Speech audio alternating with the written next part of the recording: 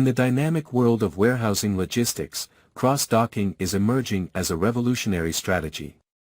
It is not just a warehouse, it is a logistics platform designed to optimize the efficiency of the process and significantly reduce the costs associated with inventory. The incoming goods do not go through the traditional storage process. Instead, it is immediately organized for shipment, streamlining the flow and ensuring a quick location at the point of sale. Companies have identified that the high costs resulting from prolonged inventory management in distribution centers are a considerable challenge.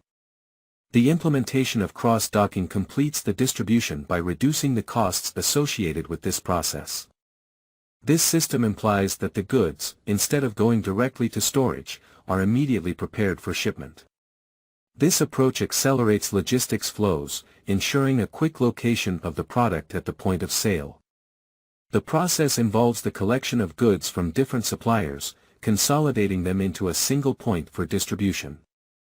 To successfully implement this strategy, it is essential to have a deep knowledge of the supply chain, supplier relations, inventory management, demand forecasts and distribution channels, among other aspects.